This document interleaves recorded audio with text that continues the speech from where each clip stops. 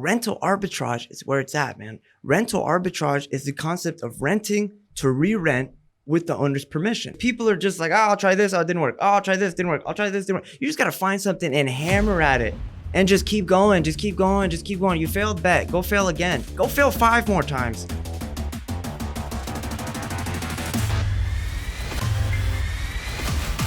Hello, ladies and gentlemen, and welcome to the Hustle Up podcast. My name is Clint. I'm Jonathan. And today we have the pleasure of sitting down with Mr. Charbel Milan. Charbel is a gangster at 22 years old. He is kicking ass and taking names. He is a student at Georgia State University in your last semester? Yeah, last semester. And is building a real estate empire as well as an online educational course and has really been put in the fast lane recently.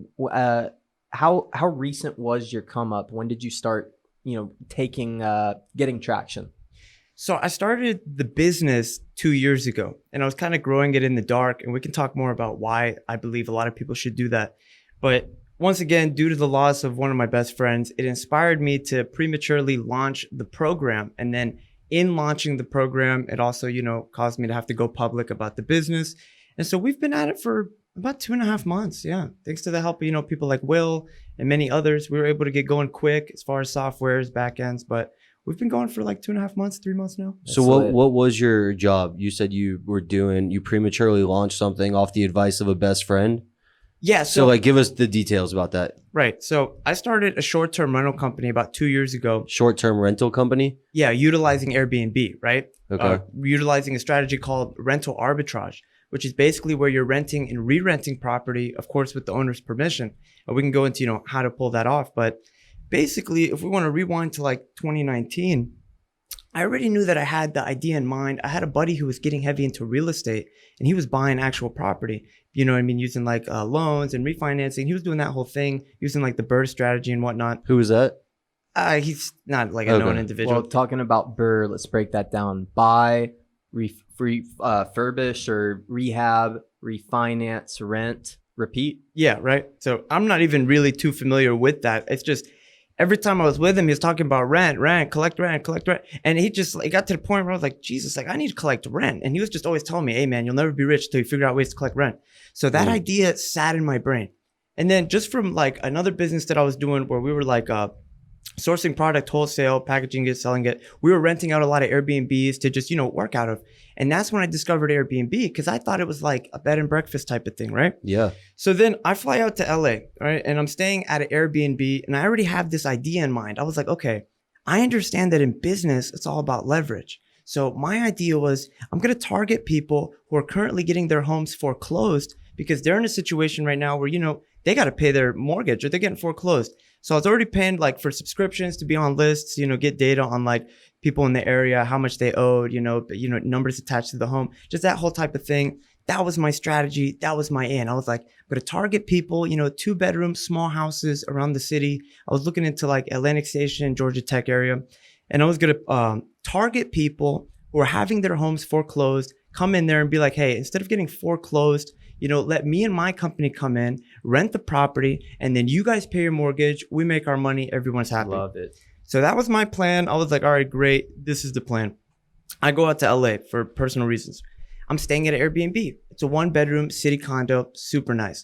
And 5 minutes after I check in, now keep in mind, this is my first time using Airbnb alone. I was never the person booking them. I was just showing up to them and being like, hey, like, whose house is this? And it's like, oh no, it's the Airbnb. And I was like, okay. So you were Airbnb as a guest, never as a user. Host. Yeah, I was never a user. Oh, you never, okay. So I was just pulling up to other people's houses, thinking I'm at someone's house. And they're like, oh no, man, we just got this on Airbnb. You never used the app? Never used the app. It was my first time. So 5 minutes after I check in, the host calls me and he's like, hey man, I saw you just checked in. And I saw the cameras outside. And he was like, yeah, I was just at the unit. I left my wallet there. Do you mind if I come by? So I'm thinking like, you know what I'm saying? He just wants to come by, see who, I am, who I say I am. I didn't really understand the industry, but I was like, sure, come by. He comes by in like 2 minutes. Like he wasn't kidding. He was around the corner and he was actually looking around for his wallet. So he wasn't BSing at all. And basically I was just talking to him. I was like, I had that one friend who was deep in real estate and I was like, hey man, how much did you pay for this unit? Like we're downtown Los Angeles, pretty nice. Like, are we talking 3, 4? Like I know real estate is pretty inflated out here. And he was like, yeah, I don't own this place. And I was like, And how are you Airbnb-ing it? And he was like, I don't got time to discuss that. I'm in a rush. 1, 2, 3. And I remember I looked him dead in his eyes and I said, you're doing rental arbitrage, aren't you? And he was like, whoa. He was kind of like taken back. He was like, how do you know about that? And I was like, because I'm about to do the exact same thing in Atlanta.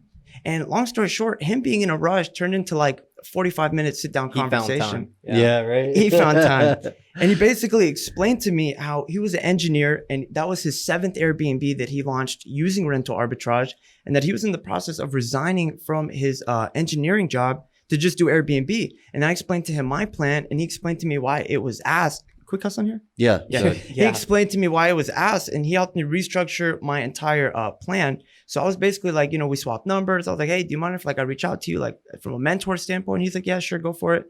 So then I come back, like you said, I hit the ground running, boots on the ground. I launch, everything's going great. And, you know, then COVID hits. So I'm thinking like, oh my God, like what the hell? Like travel's banned. We got damn lockdown, but really it only affected it for 2 months. So Airbnb was great. They paid everybody out for the stays that were canceled because, you know, people canceled.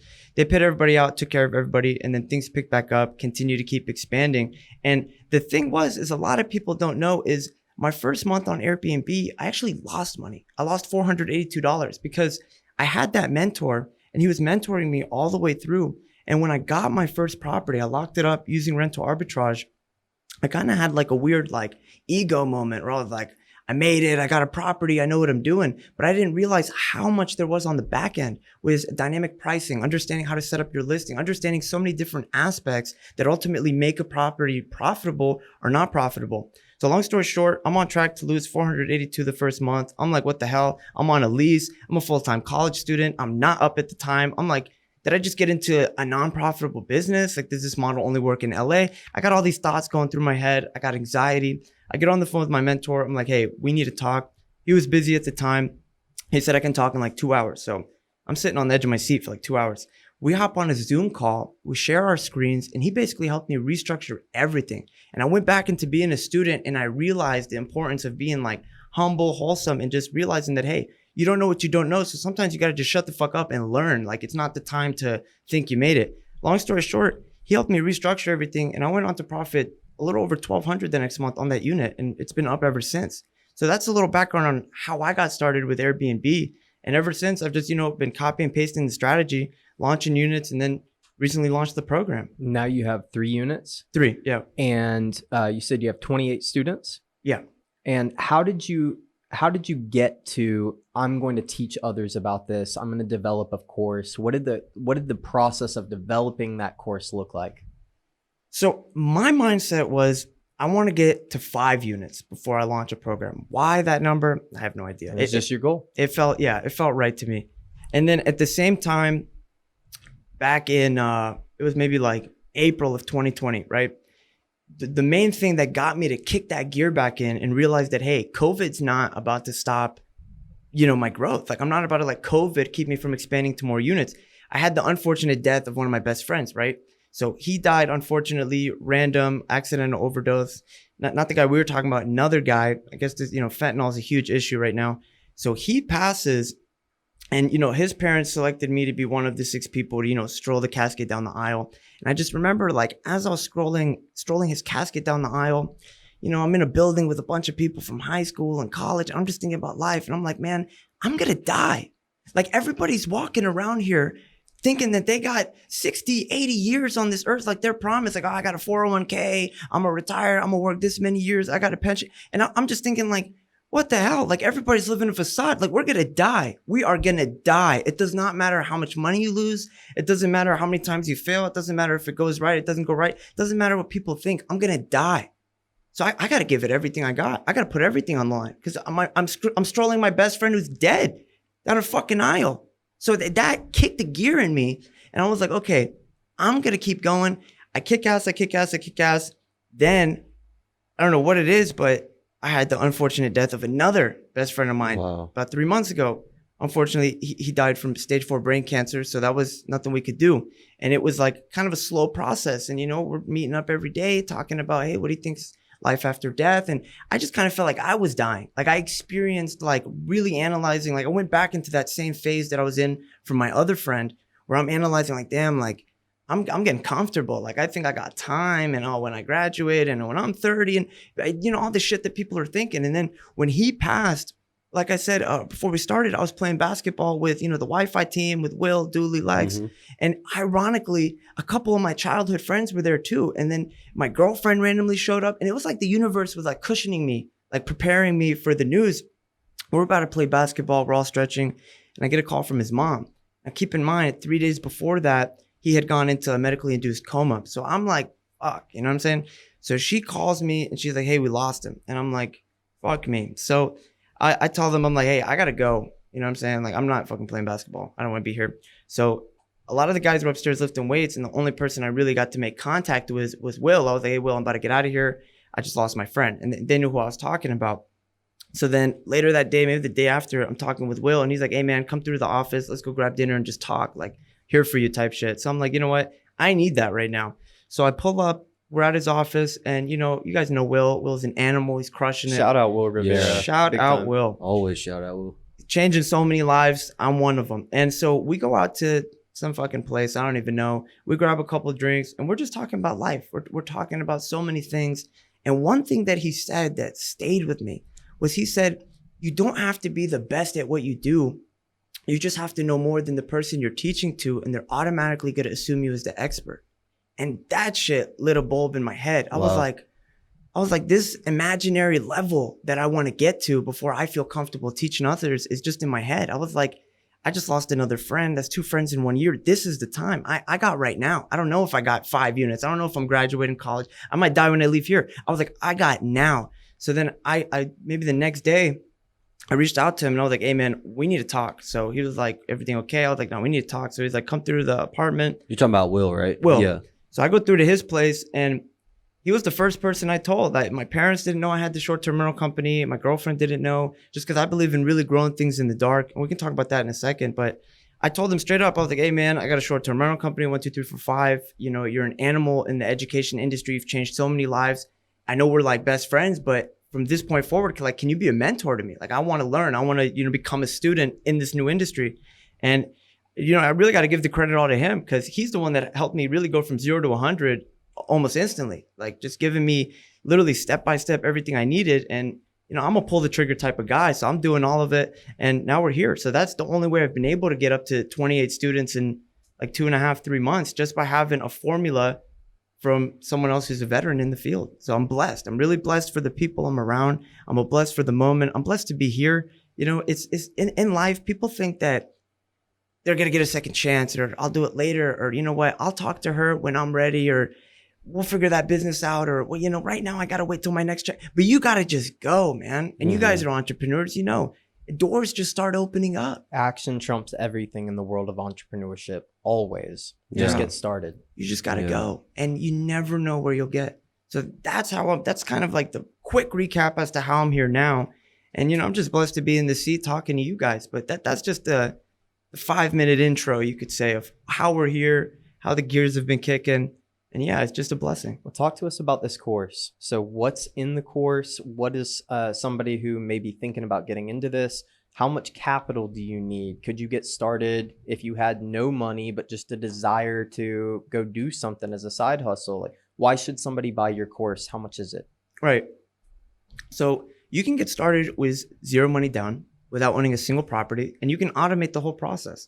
And basically, there's like 4 ways you can use Airbnb to do real estate. And then I'll get into, no money down, automating. But basically, the most general, buy property. This is one of the 4 ways? Yeah. Okay. You can buy property, and you can use Airbnb to pay that property off 3 to 5 times as fast. So let's say you get a property on a standard, 30-year mortgage, whatever it is. You can Airbnb that property, and let's assume that, you go ahead and check off in your head, I don't own this property. I'm not expecting to make money on it. You're going to generate 3 to 5 times as much as your mortgage. And if you just use that and just pay all of it to that property, you'll have a paid off property in 4 to 5 years. So that's one method that, it's harder to do, because you already got to be, pre-qualified for a mortgage and have a down payment. But let's say someone's already there. They can utilize Airbnb and pay off their property way sooner than just traditional, rental property type method, making 300, 500 passive, whatever people are doing. That's one way. That's, once again, I don't deal with a lot of people who've done that. I have like 2 people doing that because once again, they're kind of like you guys' age. They got pre-existing careers and they're ready for that. But the second way that you can do it is rehabbing, where you buy a distressed property, you rehab it, and then you use Airbnb to pay off the rehab and the costs. Once again, 3 to 5 times as fast as traditional methods. And then if you want to decide to keep the property and continue Airbnbing it, you can, or you can sell it, right? That's another way. Once again, those are the most least common because most people are attracted to the no property thing. So now we get into the no property thing. So I'm going to talk about co-hosting first, because once I dive into rental arbitrage, I want to go deep because that's my strategy. Awesome. But co-hosting is where you manage other people's pre-existing Airbnbs for 15 to 25% of the profits. So that's the quickest way that people can hit the ground running. Whether you don't have capital and you want to build capital to later do rental arbitrage, whether you don't want to sign a lease, you're not comfortable, you can co-host a couple properties. Maybe while you're getting your property through rental arbitrage, you can do co-hosting and make, an extra income on the side. So co-hosting is another interesting way for people to get involved with Airbnb. But rental arbitrage is where it's at, man. Rental arbitrage is the concept of renting to re-rent with the owner's permission. And the way that you do that is by showing them how you and your company are actually providing financial value by being in there. You're actually appreciating the value of the property. Whereas a traditional tenant, they're coming in and they're depreciating the value of the property because they're living there. They're using all the appliances. They're, you know what I'm saying? I'm incentivized to keep it clean for you and keep it built and not break shit. Updated, Yeah. cleaned, in good standing order. Because this isn't a living luxury for me. It's a utility to make money. Yeah. So it'll have my utmost attention is what I would tell the landlord. Yeah, I mean, for one, we're not going anywhere. So when you sign a lease with us, we're going to be renewing and renewing and renewing. Right. Because why would you? It's a rental property. That's number one. Number two, for example, I've never slept a night in any one of my units because this is business. You know what I'm saying? So number two, we're doing multiple inspections on the property per month. We got cleaning companies coming in and cleaning the entire property. If we just look at statistical probability, right? The average person who's either traveling for business, personal leisure, unfortunate death in the family, a wedding, whatever it is, they're not even spending that much time in the property. They don't know people in the area. We're decreasing foot traffic. Once again, if we look at the statistics, the main thing being used is the microwave. People who are traveling on business, they have a corporate meal expense on the credit card. People who are traveling for personal leisure, family vacation, they have a food expense. So you're not using the oven, the stove. There's so many aspects of the property are not being used. You're really just using the microwave, the washer, and the dryer. And then we get into the reason why people are even using Airbnb. You're spending less than the price of a hotel. You're not having to sacrifice having a mini fridge, mini shampoo, mini conditioner, parking deck across the street, talk to the receptionist. You're not touching the same button as a million people, with COVID and all. So you're basically experiencing a home away from home. You have all the luxuries. You got parking on site. You got a full kitchen to cook any meal whenever you want. You got a full shower. You got washer and dryer. You got multiple TVs. You got everything you want. And people are starting to realize that, hey, people got to travel anyway. That's what we realized in COVID is people are going to travel anyway. There was maybe a 2-month dip. Airbnb paid everyone out for the bookings that were canceled. Other than that, people hit the ground back running. That's like our word for the day. So because people realized, hey, we have to travel regardless. We're just not going to go to these hotels anymore. So by utilizing rental arbitrage, putting all these things on the table for a landlord and making them realize that, hey, we're not some Airbnb company. We're a short-term rental company and we cater to high-level clients, primarily corporate level clients or people on high-level personal leisure. So when you're painting things that way, we're talking about something totally different. Now, if you're picking up the phone on some listing you found on apartments.com, hey, I'm trying to Airbnb sublease the unit, you're going to hang up on. You're going to get 100%. You know what I mean? That was my first thought until you explained this. Right. So whenever you get people to realize that, hey, this is a real business and we're providing value. And now we have a property owner that knows that, okay, my property is being taken care of. I basically have free property management. These people aren't going anywhere and my rent's guaranteed because the only way they can make money is to pay rent and stay. So there's just so many aspects that you can bring up when you're pitching rental arbitrage that make an owner realize holy shit, I need these people in all my units. I don't want tenants. Tenants are a liability. They're messing up the property. That's right. They're not reporting if, water's leaking, the doorknobs loose, the what's it called? The windows not work. It's all these little things, that they're slowly depreciating the property. You got to worry about collecting rent. You got to worry about collecting rent. Like we saw with this moratorium, it gets to a point where you can't do anything. And then on top of that, when they leave, not only do you have to, the biggest expense for a property owner in the rental industry is the cost of hiring a property management and releasing the unit. On top of the fact that now we got to go in there, we got to fix all the shit they broke. Even if we have the security deposit, we still got to do it. You know what I'm saying? So it's like when you show them how much value you're providing, they want you in all their units. And that's rental arbitrage. That's the strategy I've used for, everything I've done. And obviously I teach all 4 in the program, but that's the one that I really push because I have the most experience. And that's the one anyone can get started with, just right off the bat. You just start making calls. I love it. Right off rip, I'm thinking, would you go to landlords? Would you target landlords that you can identify as being homeowners who have multiple homes and try and make a deal with them and say, hey, let's do this service. And if you like it, I'll do it at all your other properties, but I want a discounted rent. So here's my strategy behind contacting owners. The high rises, people have strategies for getting in there. I could get into a high rise, but you have all these issues with HOA and, even just your neighbors realizing you're doing Airbnb and they're like, what the hell? I want to do Airbnb. It becomes an issue. So what I target is the multifamilies that are either individually owned, maybe you got like 6 to 10 condos in there. Each one's owned by its own person. Or what I find a lot is like, you got one person that owns the whole thing. They're in their damn 60s, 70s. They just want to know their property's taken care of and they got rent coming in. And once you make those relationships, you just grow within them. You don't got to keep going and finding new owners. A lot of these owners own multiple properties. And once you build rapport, you build a relationship. Yeah. They're like, hey, I got someone whose lease is ending in November. I got someone whose lease is ending in the end of next month. And it gets to the point where you're like, hey, I'm good right now, but great. Like, glad to know. You know what I'm saying? You keep them in like a keep CRM? Calling me. It might be a better time later. Yeah, at least in my situation. Do you keep them in a CRM or like a pipeline? Are you tracking them in Excel right now, or do you have a program? What do you mean tracking them? Your owners and your properties. Not really. I'm not dealing with that many. Because like I said, you can just expand within the same people. That's crazy, bro. No, it's really not. It's the type of thing where this is what I tell everybody. It might take you a little longer to get going than e-commerce. Then I'll speak on the areas that I know due to, my relationships, my community. It might take you a little longer than e-commerce to get started. It might take you a little longer than reselling. It might take you a little longer with all the different avenues that people are selling, which are great. You can make a lot of money doing that.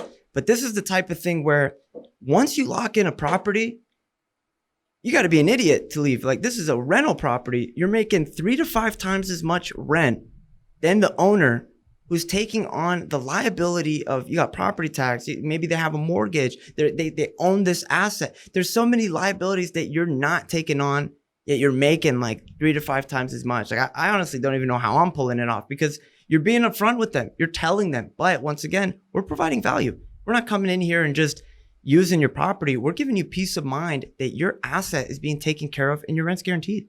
So what do you call yourself? Did you say a short-term property management? Short-term rental company. Short-term rental company. So, okay. So do you is this fully legal too? Yeah. Really? It's all in the leases. Yeah. Wow. Dude, I've never even heard of this before. This is so crazy to me. It's beautiful too, because you're taking advantage of a hole in the market, something that's already there. You're using other people's money, other people's assets, and you're repositioning them in a way that benefits both parties. It's a win-win. Right. So how do you find, so you have how many properties? 5, you said? No, 3. 3. How do you find the homeowners? You were mentioning it lightly earlier that you go and you have the lists of people who are being foreclosed. What is that software or that list? So that was the strategy I wanted to do initially. Okay. So my mentor. You moved away from that. Yeah, the mentor that I met in LA, he made me realize kind of more on like something that Grant Cardone talks a lot about is like when you got a 2-bedroom house, there's a specific group of people that you need to rent that property. But when you're doing 1-bedroom city condos, which is what I specialize in, one person on business could rent it. A couple getting away for the weekend could rent it. A family with a baby could rent it. There's so many, your occupancy rate is just way higher. And even if you're charging a little less, you're just booked. So that's what I'm into, because the 2-bedroom houses, you got to have like a party of 5. You got to have, a bachelor party. You got to have like a group. But when you got the smaller properties, you just kind of like, you appeal to a larger market. So that's what I target. So, I like to speak on what I know, but you can make more money with the 2 bedrooms, the 3 bedrooms for sure, but you're going to have a lower occupancy rate. Unless, of course, you do marketing and whatnot. I've been good on organic traffic. Airbnb is ridiculous, man. It's the Amazon of short-term, like of vacation stays. So I was just gonna say, how do you optimize your listing on Airbnb? So there's a lot of ways to optimize it, but one of the biggest things that goes into an Airbnb, other than the property itself, like you don't want to shit property, you want to granite countertops, you want to be in a good area, but it's the surrounding area. What attractions are you bringing? Because you got to remember, people are on vacation, they're on business, whatever it is. What are you around? Because people aren't just coming to sit at the house watch Netflix. What restaurants are around? What shopping centers are around? How close are you from these stadiums, from these colleges, from these business campuses? So it's like Midtown, Buckhead, Lower Buckhead, Sandy Springs, Atlantic Station. And yeah, I try to stay on the east side because it's like Georgia Tech has the other side dominated, and I'm not really trying to appeal to college students. I mean, maybe they'll book, but the more we go east, you'll find cheaper rent, but you might get less bookings because, it's kind of more sketchier areas, if we're just being honest. So what are the criteria that you're looking for in a home? How many bedrooms? How many bathrooms? What square footage? You already mentioned granite countertops and maybe like an elevated status for the home, but what are your criteria? I do the 1 bedrooms or a studio, depending on how good the rent is. Apartments, homes, or Condos. Yeah. Condos. I mean, here's the thing. Apartments are great. You could expand more with apartments, but it's just harder to get in. Yeah. Because a lot of these apartment complexes, these high rises, they're operated by high level property management companies, and they make money off filling units. They don't give a shit to hear about your short term this. And but when you're talking to an owner who cares about their property, they're going to listen to you, especially when you're providing value, giving them peace of mind. So I look for, really, it's all about what you're getting, the price, and the area. Because it could be like, it could be a more shittier property, but if the price is right and the area is good, hey, we'll take it. It could be a nicer property, but the area is not as good, but, the rent's all right. And, you're like, all right, let's try to make it work. But at the end of the day, there are certain things that I look for. And one of those is like granite countertops, parking on site. Generally, you want laundry in the building. A lot of them offer shared laundry, which is where they have like a room in the building with like 5 washers, 5 dryers. If all the other boxes are checked off and that's the only thing that's holding you back, I would still do it because at the end of the day, who cares? You got laundry there, but I look for laundry in unit. Let's see. Once again, I look for the multifamilies with like 6 to 10 units, the areas, parking on site. It's a lot of little things, man. I shoot for more hardwood. Is this all in the course, though? You have all the criteria listed? Yeah, everything. I poured my heart into the course. Who made your course? I made it, yeah. By yourself? 100%. What platform? Teachable. All right. How much does it go for? 482. Or we have multiple. Why that number? Because that's how much I lost my first month. Because I didn't know what I was doing. Yeah, that's tight. Yeah, that's awesome. What's it called? Airbnb Standard Academy, but I did find out the word Airbnb is trademarked. So it's actually the B&B Standard Academy. Okay, there you go.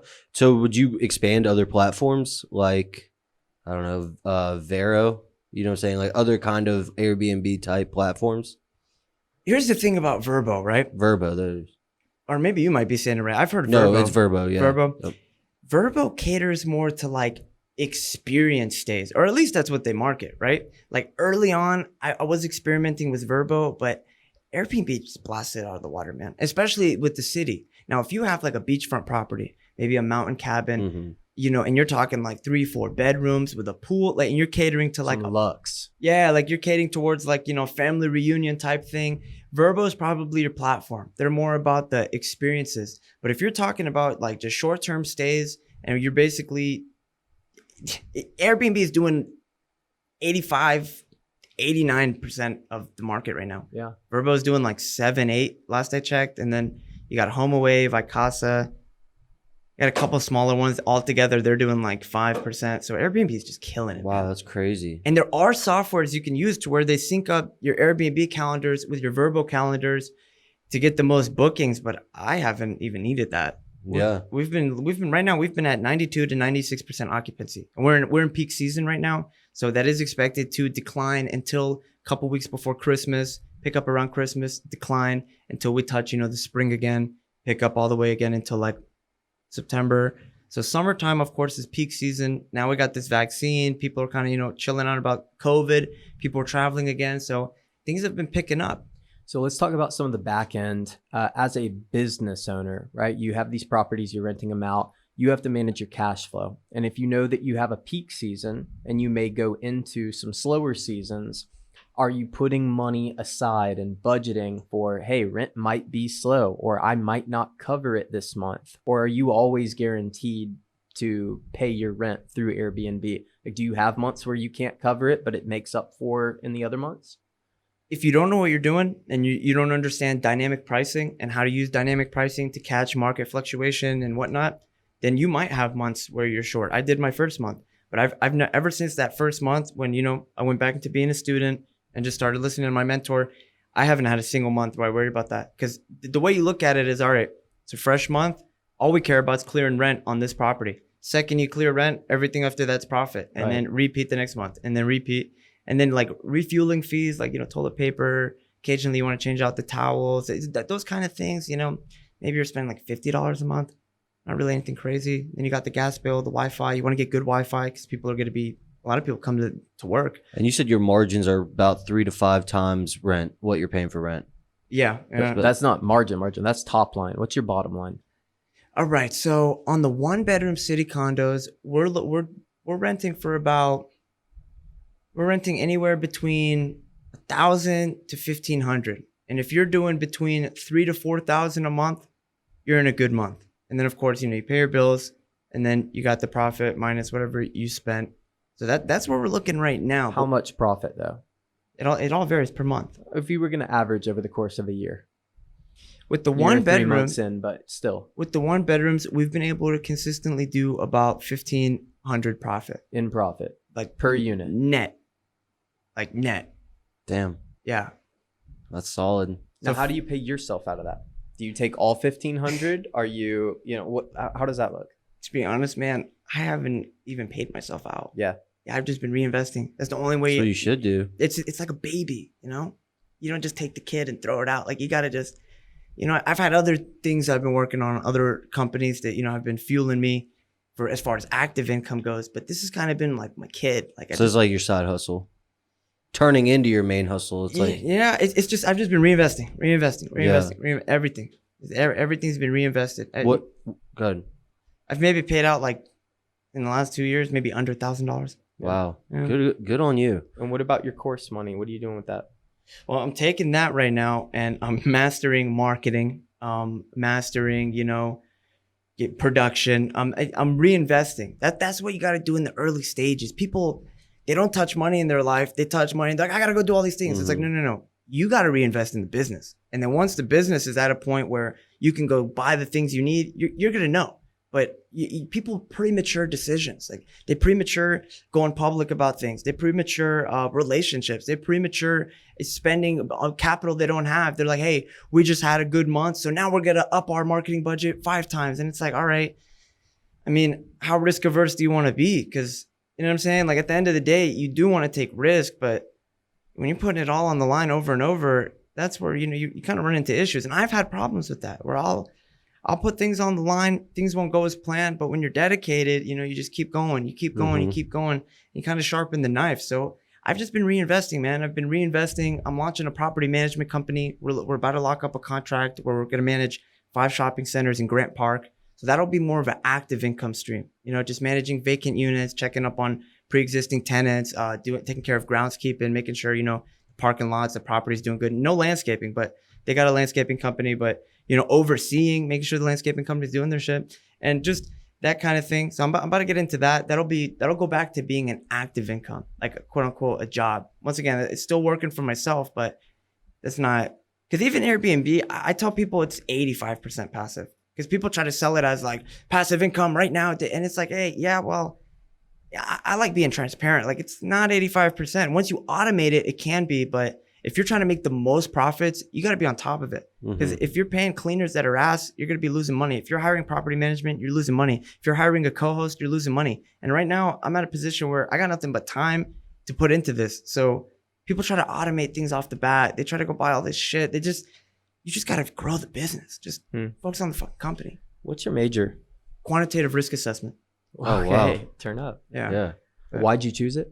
So I wanted to do risk management, right? And there's 2 track plans. There's risk insurance, where you're basically like, you're assessing companies and insurance plans, and you can be a broker, you can do all that shit. And then there's the quantitative risk analysis, which is where you're saving, it's the numbers. You're saving insurance companies money. So they're willing to spend, tens of thousands on you and all the other risk managers they have, because they're going to be saving millions on the back end. So that's my major.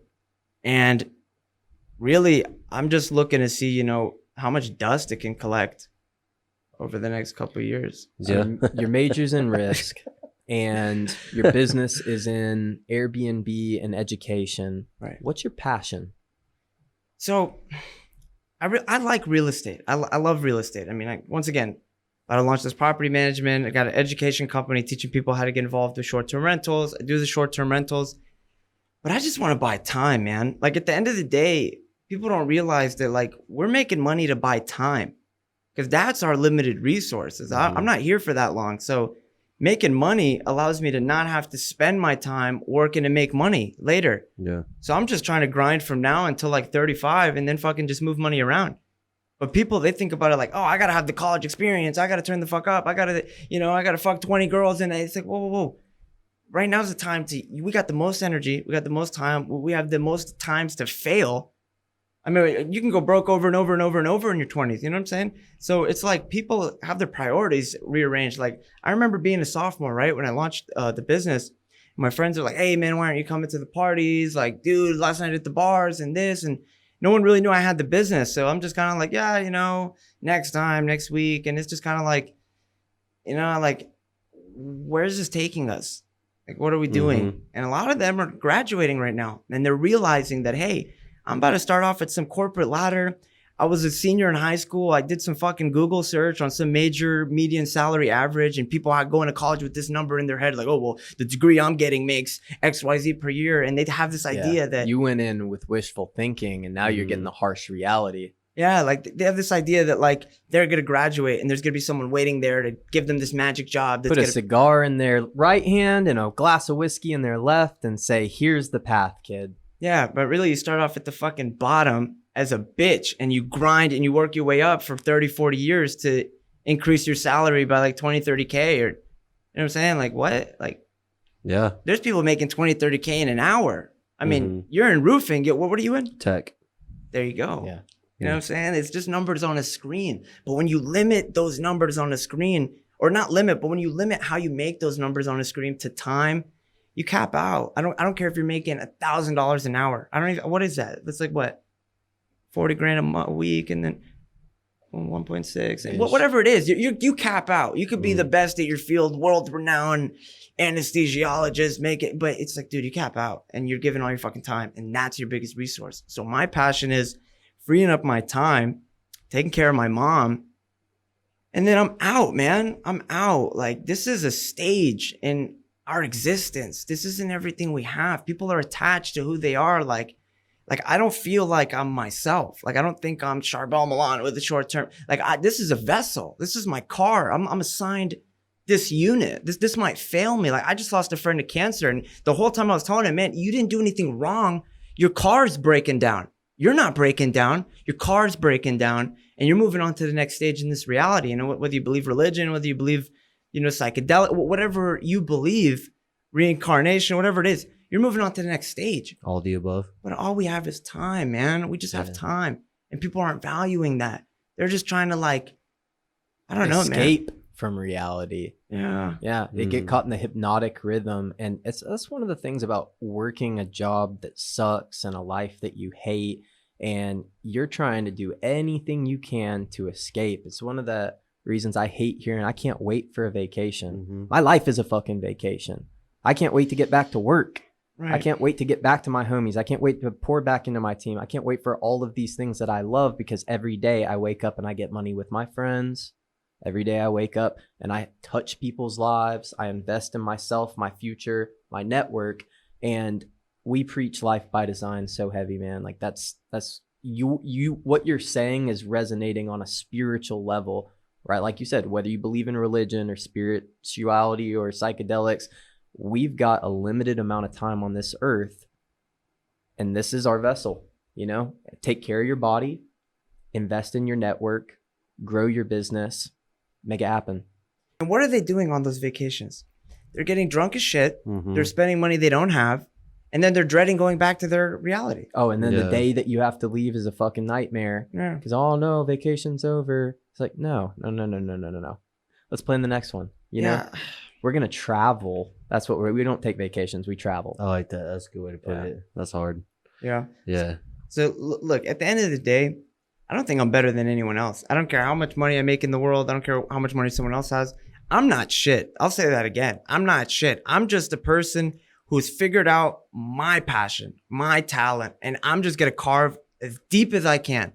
Because people are just like, oh, I'll try this. Oh, it didn't work. Oh, I'll try this. Didn't work. I'll try this. Didn't work. You just got to find something and hammer at it and just keep going. Just keep going. Just keep going. You failed, bet. Go fail again. Go fail 5 more times because you're going to hit the head on, or you're going to hit the nail on the head. Mm-hmm. And then you're going to be like, holy shit. Like, I didn't fail. Like, that was all meant to be. Like, all those times that I was suffering, I was actually being inspired. That's something David Goggins says, that the inspiration is found in suffering. But people don't want to look at it like that. Like, growth is always on the other side of being uncomfortable. But people don't want to be uncomfortable. And the biggest lesson I learned in life is that I used to look at uncomfort as like a red light. Like, anytime I would do something, I'd be uncomfortable. I was like, oh, that's not the avenue. Oh, these group of friends, oh, they're not for me. This business plan, oh, it's not for me. But then I realized, like, wait a minute. Being uncomfortable is my green light. Like, when I feel uncomfortable, that's how I know I got to keep going this way. Right. Like, I love being intimidated. I love feeling like, oh shit, like, I like what these people got going on. Like, hustle up, like, they're kicking ass. Like, I want to be involved. I want to see how I can, learn and expand my own portfolio with my knowledge. And people just don't look at it like that. People look at everything as a comparison. But comparison is the thief of joy. At the end of the day, I'm comparing myself to myself from yesterday. And if I'm not better than yesterday, I'm pissed. But yeah. 100%. You're preaching to the choir, bro. Yeah, I we were love just this. talking about this last night. We talk about this every day. Right? Yeah. I love it. Dude, I'm in yeah. the right room. But that's how Yeah. we got started, man. We started having these conversations and we said, look, it's a disservice to ourselves and our network not to put a microphone down and just blast this out to the universe. Because I remember who and where, like that, the inputs that turned the light bulb on for me or helped me turn it on, right? And if I can facilitate an environment that maybe something I say or he says or someone on our podcast says hits different that one day, you got to be in a spot where you're receptive to it. Because I read the books and I grew up in a family that, kind of talked about this. But growing up, I wasn't receptive to it. I was rebellious. And then when it did click, when I was ready for it, I look back on all the times that's like, I had this information, I just wasn't ready for it. And that's we're trying to disseminate that for whoever is ready for it. Right. And make it like easily understood for people who, because sometimes they're not ready for it because they don't have the information receptors to be able to identify language. You know what I'm saying? Like, there's been let's see, Sometimes like you just didn't hear it the right way. yeah, like Rich Dad Poor Dad didn't hit me the same way the first way as it did the second time I read it. Think Or and Grow Think Rich and was Grow- the second way for me. Yeah, exactly. And it's like, that's why you got to have like people out here, like, you said, you realize that you ain't shit. And like, I've had that realization too, but then at the same time, like, I've realized I am the shit. You know what I'm saying? And it's like maintaining that duality. Like, in comparison to the universe, I am a humble microscopic piece of not shit. But in to myself and who I try to be when And I the try people and be, that depend on you. yeah, I'm the shit because I have to be. And if I don't believe it, I'm not going to be able to pull it off. Well, and if you don't believe it, then it's difficult to make others around you believe it, right? It's like walk the walk, talk the talk, live what you preach. So if I'm telling everybody you need to believe in yourself, I have to fucking believe in me. Mhm. Like, I got to be about me and my hustle and my grind and my company so that you have the freedom to be about you and your hustle and your grind and your company even more so, right? So it's like building off of that energy. Iron sharpens iron, momentum begets momentum. We're learning with and from other entrepreneurs, other young hustlers. Our team is out here. Our team is out here not eating off of what we're doing. They're feeding themselves in the ecosystems that we're creating, and then creating their own ecosystems for those around them. Because it's not just they heard something I said and got inspired. They went and talked about that to somebody else. And that person put their sauce on it and talked about it to somebody else. And this becomes infectious and contagious. Which I assume is what's happening with your course as well. I mean, you look at marketing, and word by mouth referral is the number one marketing form, even with the internet. Like 28 students in 3 months? Hell yeah. That's crazy, bro. So let's talk about that a little bit. How do you funnel people into your course? You know, we were talking about Facebook ads, and you're like, fuck yeah, Facebook ad got approved. And Right. we start having a conversation about them getting denied and stuff. So, you know, obviously you're running ads, but give us your content strategy, because now you were the Airbnb guy, but now you're the guy who teaches the Airbnb. Right. So just to clarify, I want to piggyback off what you said. You gotta walk the walk. So, you know, standing behind things I've done, accomplishments I've done, I do feel like, hey, I'm something, not like someone, but like, I'm not like waking up in the morning like, yeah, I'm not shit. Fuck no. You got to wake up and be like, I'm the fucking best ever, or you're never going to Exactly. the best version of me. Yeah. But in comparison, like when you're teaching others, people want to be like this guru person that like, I got the answers. And it's like, no. I've just done it. I've fucked up. I've made mistakes. I've condensed all that information into So many times. I've condensed all that information into a step-by-step program that you can follow so that you can achieve success. You still got to do the work, but that's the formula there. So in the eyes of like, as a teacher, I don't think I'm shit because I got students that are probably going to surpass me. You know what I'm saying? Because I'm venturing to other industries. But wouldn't that make you the shit if you were able to teach students that surpassed you? No, Isn't the whole thing to get the... That's a humble flex. Yeah, I mean, isn't the whole thing to get the grasshopper to surpass the sensei? Hey, 100%. But a lot of people aren't thinking that way, man. A lot of these people out here selling programs, they're just trying to fucking make money. And I get it. You're making money. There's nothing wrong with that. But these are real people. These are people that are spending their money with you. Like, you know, there's a kind of like a relationship there. Like the other day, right? I had a student enroll. They emailed me and they had a question and then they texted me their number. So instead of emailing them back, I just took the number, typed it on my phone, reached out to them, answered their question. And they literally replied like, God, I forgot what they said. They said, they literally were like, I want to put the exact words into it. They basically said like, I'm amazed that you reached out personally. Yeah. I was like, what? I was like, you just spend money with me. What do you mean reached out personally? This is what I'm doing. You're my customer. You're the center of my universe. What do you mean? Yeah, like of course I reached out personally. Like what else are we doing here? So it's just like people want to, I don't know, man. People just, they get too caught up in the selling. Like I like to give before I can ask to receive. So I do the free trainings, right? I invite people to a free training. I spill my guts on the free training. You could leave the free training and go make money on Airbnb. 100%. I'm giving it away because I don't care. I'm not like, and this is what Will taught me is that when the people who are like, yeah, like you got to do this, but with my strategy for $14.99, it's like, no. You give it away. And then the people who want to be involved in, it's like, all right, well, this is how you do Airbnb. And it's like, okay, cool. But I want to learn from you. This is how you do Amazon. Okay, cool. But I want to learn from that guy. Yeah. So that's the objective. It's like you give and then you ask to receive and then the universe will send it your way. So I do the free training, right? I invite everybody to the free training, whether it's through ads, word of mouth. You come to the free training. I get you up to speed. Boom, boom, boom. This is Airbnb. This is how we're doing it. These are other people that have been able to do it. You know, these are the many ways to do it. This is how you get started with zero money down. This is how you automate. I get you up to speed on everything that we can in an hour and a half. And then at the end, it's like, hey, my goal today was to take you from nothing to good, but now it can get better. So if you want to get better and you want to just cut the time and you want to get immediately up to speed on my step-by-step program, you can. If you don't want to, I appreciate it. Thank you so much. I hope I provided value today. And that's all you can do. You can't force someone to spend money with you. But at the end of the day, if you're providing value, people are going to spend money with you. Absolutely. Yeah.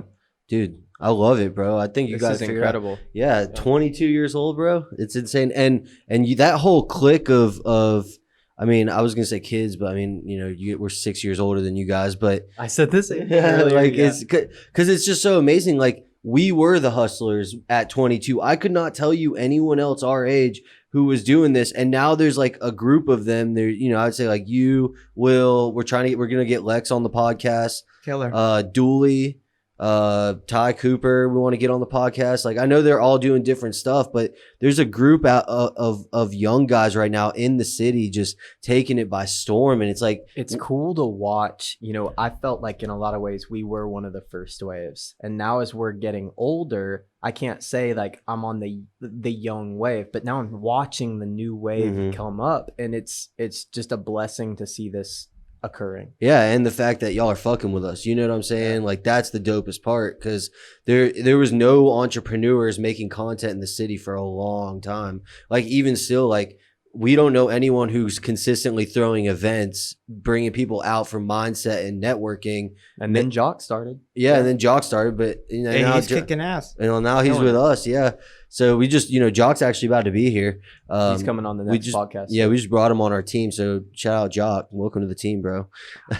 Jacques Pierre, right? Yeah. All right. So he's on the Hustle Up team now. He's kicking ass. Dude, he's a stud, bro. And it's just amazing to watch all you guys. But, you know, shout out to you, dude, because you just brought some info to the table that we have not even. This is a serious game. I wasn't thinking about this. Yeah, this was not even in my reality. Like, not once have I gone to YouTube and been like rental arbitrage or how to make bread on Airbnb. There's some buzzwords. Yeah, exactly. So much appreciate, my headphones just went out, but I much appreciate you coming. I know he does too. And dude, where can people get in touch with you? You know, what can we do Name to your help? course, how to reach out, all the things. Bet. So as we all know, Instagram is like the business card nowadays. So you can follow me on Instagram at Charbel Milan, CHARBEL MILAN. We got the podcast, A Time Shared. You know, we kind of do what you guys are doing. It's A Time Shared. Yeah, A Time Shared. We're on, you know, every podcast platform, YouTube. And then, yeah, you know, on Instagram, we got the Linktree bio. We got everything in there. Let's go. And yeah, we're excited to, you know, network and meet people and just try to help out. Just try to keep it going. Do you have a I love team? it, man. You have a team, or is this all you right now? This is all for Airbnb. Just a time shared, everything. Everything's on me. Wow, that's Let's go. amazing, bro. Mhm. That is awesome. Where are you going to be in 5 years? We're gonna be up. There you go. We're That's a gonna be good way up. to. Good answer. Yeah, We're yeah. gonna be up. That's it. That's all that matters, right? Yeah. You can have more time By free any than you means did. necessary. Right. Yeah, that's what's up, dude. Well, thanks again for coming on. Hey, you guys know where to find us at HSTLUP. Dude, you dropped some awesome retail arbitrage Airbnb game. And if anyone's watching, Rental arbitrage. rental, not retail. Rental arbitrage. One of our last episodes was retail like the last, arbitrage. a few of them. So, but rental arbitrage is something different. Y'all check it out. Y'all follow Charbel Milan. Thank you guys again so much for tuning in. I'm Jonathan. I'm Clint. Until next time, hustle up. Thank you.